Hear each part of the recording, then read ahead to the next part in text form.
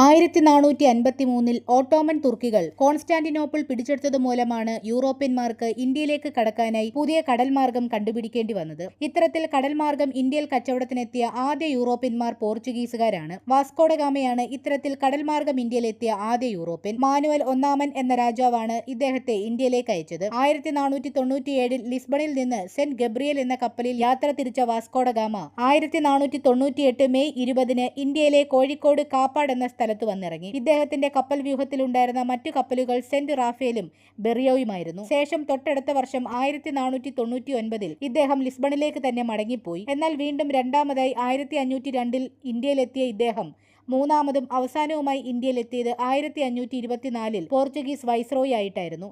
എന്നാൽ 1524 ഡിസംബർ 24 അന്തരിച്ച ഇദ്ദേഹത്തിന്റെ ഭൗതിക ശരീരം ആദ്യം അടക്കം ചെയ്തത് കൊച്ചിയിലെ സെന്റ് ഫ്രാൻസിസ് പള്ളിയിലും പിന്നീട് 1539 ഇദ്ദേഹത്തിന്റെ ഭൗതിക ശരീരം കൊച്ചിയിൽ നിന്ന് പോർച്ചുഗലിലേക്കും കൊണ്ടുപോയി. തുടർന്ന് ലിസ്ബണിലെ ജെറോണിമസ് കത്തീഡ്രൽ പള്ളിയിൽ ഇദ്ദേഹത്തിന്റെ ഭൗതിക ശരീരം അടക്കം ചെയ്തു. വാസ്കോഡഗാമ എന്ന സ്ഥലം ഇന്ത്യൻ സംസ്ഥാനമായ ഗോവയിൽ സ്ഥിതി ചെയ്യുന്നുണ്ട്. ഇന്ത്യൻ മഹാസമുദ്രത്തിലെ സേനാധിപതി അല്ലെങ്കിൽ ഇന്ത്യൻ മഹാസമുദ്രത്തിലെ അധിപൻ എന്നറിയപ്പെടുന്ന വ്യക്തി വാസ്കോഡഗാമയാണ്. മാനുവൽ രാജാവാണ് ഇദ്ദേഹത്തിന് ഇത്തരത്തിൽ വിശേഷിപ്പിച്ചത്.